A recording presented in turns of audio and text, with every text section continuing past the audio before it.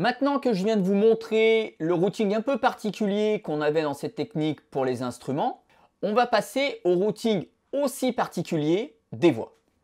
Je vous ai encore fait un petit schéma pour vous montrer un peu la différence de routing qu'on pouvait avoir dans cette technique. Vous voyez donc déjà que obligatoirement je vais avoir une piste de verse, donc de couplet pour ma voix, et une piste de chorus. Donc si jamais vous avez une piste où en fait la personne a enregistré couplet et refrain sur la même piste, je vous conseille, pour une question de pratique, de découper vos pistes et du coup d'avoir une partie couplet, une partie refrain. Donc ça, c'était un peu pour la partie pratique de la piste de voix elle-même. Vous voyez que ces pistes de voix, donc couplet et refrain, verse et chorus, sont envoyées simultanément, non pas à un sous-groupe de voix, mais à 5 sous-groupes de voix simultanément. Donc en gros, je vais envoyer mon verse, donc mon couplet, et mon chorus, donc mon refrain, simultanément à 5 sous-groupes en même temps. Vous voyez bien, là, ils portent les noms comp 1, comp 2, comp 3, comp 4, comp 5. Et le même concept que pour les instruments, chaque comp a tout simplement une caractéristique harmonique différente de l'autre. Dans la première comp 1, j'ai mis donc le FGMU de chez Slate Digital. Dans le comp 2, j'ai mis l'Opticom, donc émulation de compresseur optoélectrique. Comp 3, c'est un 1176, donc compresseur à FET.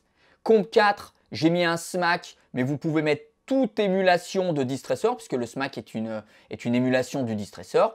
Et bien sûr, sur la comp 5, j'ai mis le célèbre Fairchild, dans sa version mono, bien sûr, qui est le 660. Donc là, je vais répartir ma voix à l'identique dans ces 5 sous-groupes qui contiennent des compresseurs dont les caractéristiques, tout simplement, seront différentes en termes de génération d'harmonique. Donc, il faut bien comprendre ça. Le but de cette technique est vraiment d'avoir des générations d'harmoniques différentes et de pouvoir modeler le son, là pour le coup, de notre voix grâce à ces différentes couleurs.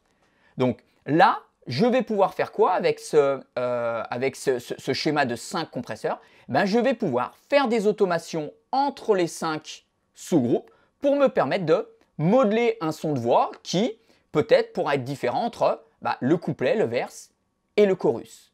Je vois bien aussi que ces 5 compresseurs, comp 1, 2, 3, 4 et 5, sont elles ensuite tout simplement renvoyées dans une deuxième partie vers mon stéréobus. Donc on voit bien quoi? J'ai des instruments qui ont été regroupés par génération d'harmoniques, par sous-groupes qui génèrent des harmoniques différentes.